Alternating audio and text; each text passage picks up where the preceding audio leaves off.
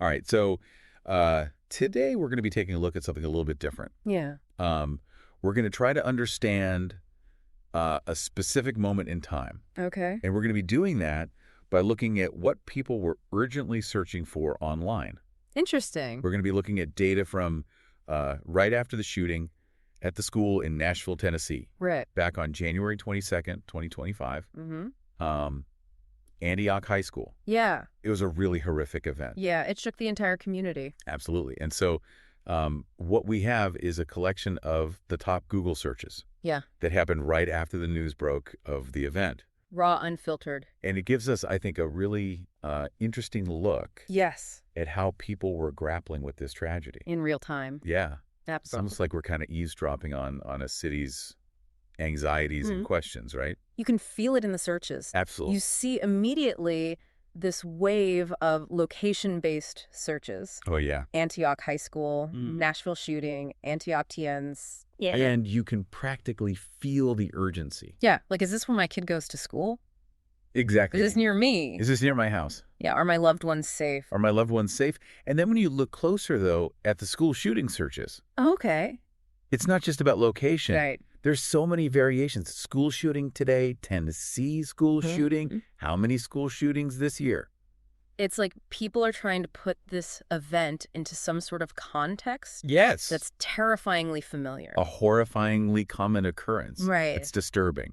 Yeah, and then there's the search for Solomon Henderson. This is where things get fascinating. I know, right? Yeah. So it highlights this information vacuum in those really early moments. Exactly. When people are just trying to figure out what's going on. Yeah, is it the name of the victim? Yeah. Is it the name of the perpetrator? Maybe both. Right. They're searching for someone to attach to this story, right? Someone to make sense of this chaos. Yeah. And then we see searches like what happened in Nashville. Nashville news. It seems like people are moving beyond just the location. Exactly. They want to know the details. Right. How did this happen? Who is responsible? Yeah. It's that human need to understand, to find the story, even in the midst of this tragedy. Of course. And, you know, for many people, that story is going to come from a trusted local source. Right. That's where WSMV, the local news channel, starts popping up in searches.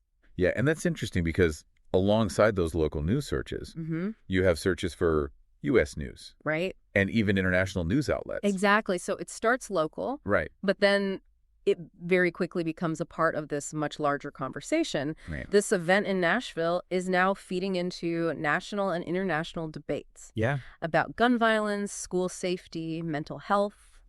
It's so easy to see these search terms as just words on a screen.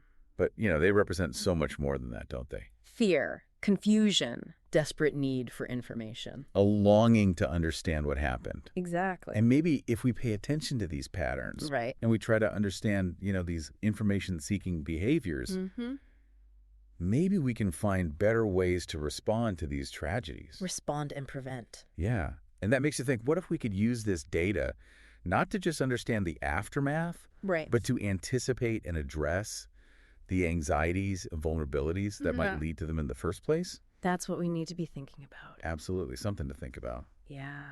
Thanks for joining me on this deep dive. You got it. We'll see you next time. See ya. Today is your lucky day. Today is the day that our $3 website works for you, paying you directly to your PayPal daily. Imagine $3 ongoing continuous payments to your PayPal account. Imagine falling asleep and waking up to $300 in your PayPal account. How would this make you feel? How could this help you? What bills could you pay? What kind of fun could you have? What does that retirement look like now? All for a one-time payment of $3. This website is DFY done for you, fully built and completely hosted, and never stops collecting payments for you. You have spent $3 on coffee on a regular, but that coffee won't help you create multiple streams of income. Click the link below.